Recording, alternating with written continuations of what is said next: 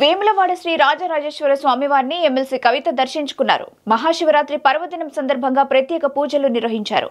మహాశివరాత్రి రోజున వేములవాడ రాజన్నను దర్శించుకోవడం పూర్వజన్మ సుకృతమన్నారు. దేశ ప్రజలందరూ సుభిక్షంగా ఉండాలని మనస్ఫూర్తిగా కోరుకుంటున్నానని కవిత తెలిపారు.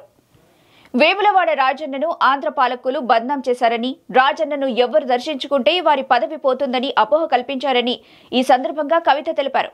కేసీఆర్ 10 ఏళ్ల పాలనలో సిరిసిల్ల జిల్లాను రాజన్న సిరిసిల్ల జిల్లాగా ప్రకటించారని, దేవాలయ అభివృద్ధి కోసం 30 ఎకరాల స్థలం, బద్దిపోచమ్మ ఆలయానికి 10 ఎకరాల స్థలాన్ని కూడా సేకరించిన ఘనత కేసీఆర్దే అన్నారు.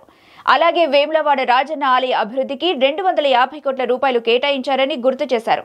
ప్రస్తుతం ప్రభుత్వం చేనేత కార్మికులను పట్టించుకోవడం లేదన్నారు.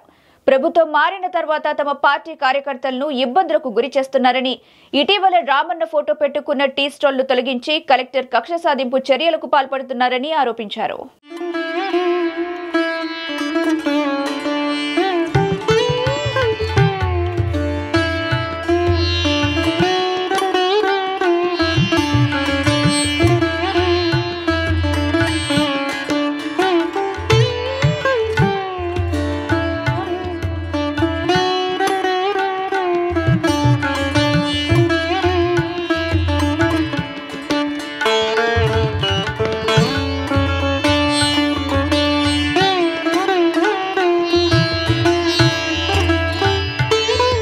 మహాశివరాత్రి సందర్భంగా తెలంగాణ ప్రజలకందరికీ కూడా హృదయపూర్వకంగా శుభాకాంక్షలు తెలియజేసుకుంటున్నాను. అట్లానే యావత్ భారతావనిలో కూడా మహాశివరాత్రి అంటే చాలా పెద్ద పర్వదినం. ఈ పర్వదినం సందర్భంగా మన దేశంలో ప్రజలు అందరూ కూడా సుభిక్షంగా ఉండాలని చెప్పి మనస్ఫూర్తిగా కోరుకుంటున్నాను. మన తెలంగాణలో దక్షిణ కాశీగా పిలువబడేటటువంటి వేములవాడ రాజన్న దర్శనం చేసుకోవడం నా పూర్వజన్మ సుకృతంగా నేను భావిస్తా ఉన్నాను. అది కూడా శివరాత్రి రోజు పొద్దున్నే అయ్యవారి దర్శనం, అట్లానే అమ్మవారి దర్శనం, లక్ష్మీ గణపతి దర్శనం చాలా అద్భుతంగా సాగింది.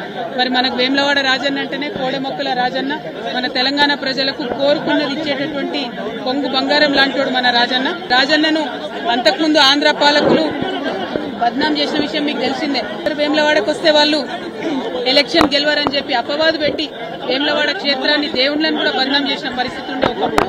కానీ గత 10 సంవత్సరాలుగా కేసీఆర్ గారి పరిపాలనలో సిరిసిల్ల జిల్లాను ప్రత్యేకంగా క్రియేట్ చేసి మరి ఏర్పాటు చేసినటువంటి సిరిసిల్ల జిల్లాలో గర్వంగా సగర్వంగా మన రాజన్న పేరు పెట్టుకుని రాజన్న సిరిసిల్ల జిల్లా అని చెప్పి మనం ఏర్పాటు చేసుకోవడం జరిగింది. ఆ తర్వాత కూడా ఎట్లా అయితే ఇది ఒకప్పుడు రాజరాజ నరేంద్రుడి సమయంలో అద్భుతంగా వైభవోపేతంగా ఈ ఆలయం ఉండేను, అట్లానే 30 ఎకరాల భూమిని కూడా మరి చెరువు కోసం కొని ప్రభుత్వం నుంచి తీసుకొని, అట్లానే బద్దిపోచమ్మ కూడా నిత్యం అనునిత్యం బోనం ఎక్కుతుంది వేములవాడలో. అటువంటి బద్దిపోచమ్మ డెవలప్మెంట్ కోసం కూడా 10 ఎకరాలు సపరేట్ గా కొని, ఎందుకంటే వేములవాడ దక్షిణ కాశీ అంటే ఎట్లుంటుందో ఉంటది, చిన్న చిన్న గల్లీలు ఉంటే ఎవరు అమ్మేటటువంటి పరిస్థితి ఉండదు. అయినా ప్రభుత్వం చొరవ తీసుకొని దాదాపు 250 కోట్ల పైచిలకు కేవలం ఆలయం అభివృద్ధి కోసమే ఖర్చు చేసినటువంటి ఘనత కేసీఆర్ గారి ప్రభుత్వానికి దక్కిందన్నది నేను ఈ సందర్భంగా తెలియజేస్తూ, మరి ఆ డెవలప్మెంట్ కొనసాగాలి. ప్రభుత్వాలు మారినంత మాత్రాన డెవలప్మెంట్ ఆగొద్దు. ఇప్పుడు ఏవైతే 30 ఎకరాలు మేము అక్కడ కొని మా ప్రభుత్వం నుండి రాజన్న వారి ఆలయానికి ఇచ్చినామో, మరి ఆ ఆలయంలో గుడి చెరువు దగ్గర డెవలప్మెంట్ అన్నది ఆగిపోయిందని ఇప్పుడు అయ్యవారు చెప్తా ఉన్నారు. ఆ డెవలప్మెంట్ కంప్లీట్ చేయాలి. అక్కడ అనుకున్నటువంటి హాల్స్ గానీ, కళ్యాణ మండపాలు గానీ, చౌల్ట్రీలు గానీ ఇవన్నీ ఫినిష్ చేస్తే వచ్చిపోయేటటువంటి భక్తులందరూ కూడా మంచి ఉపయోగంగా ఉండేటటువంటి ఆస్కారం ఉంటుంది. అట్లనే సిరిసిల్ల రాజన్న జిల్లా అంటేనే మరి చేనేత అన్నల జిల్లా. మరి అదేవిధంగా చేనేతల కోసం కూడా అనేకమైనటువంటి కార్యక్రమాలు గౌరవనీయులు కేటీఆర్ అన్నగారు కూడా పెద్ద ఎత్తున టేకప్ చేయడం జరిగింది. కానీ అవన్నీ కూడా ఇప్పుడున్నటువంటి ప్రభుత్వ హయాంలో పడకేసిన ఈ నేతన్నకి ఇస్తా అన్నది ఏది కూడా ఇస్తలేరు. మళ్లీ సిరిసిల్లను ఉరిసిల్లగా మార్చేటటువంటి ప్రయత్నం జరుగుతూ ఉంది. వీటిని విరమించుకొని ప్రభుత్వం ఎటువంటి భేదభావాలు లేకుండా అన్ని నియోజకవర్గాలు మన నియోజకవర్గాలే అని డెవలప్మెంట్ చేయాలి. మరి మా కార్యకర్తలను కూడా సిరిసిల్ల రాజన్న జిల్లాలో బాగా హరాస్మెంట్ చేయడం, కేసులు పెట్టడం, చిన్న వాళ్ళు టీ కొట్టు పెట్టుకున్నటువంటి వాళ్ళని కూడా మరి రామన్న ఫోటో ఉంటే తీసి పక్కనేయడం జరుగుతున్నది. ఇంత భేదభావం అవసరం లేదు. ఇవాళ పండగ పూట రాజకీయం మాట్లాడద్దు అనుకున్నా, కానీ మనకు తెలంగాణ ఉద్యమ సందర్భమైనా కూడా ఎప్పుడైనా కూడా గుడైనా బడైనా చెప్పేది గంటపతంగా చెప్పేటటువంటి నిజాయితీ ఉన్న వాళ్ళం కాబట్టి ఈ అంశాలు కూడా చెప్పాల్సి వస్తుంది.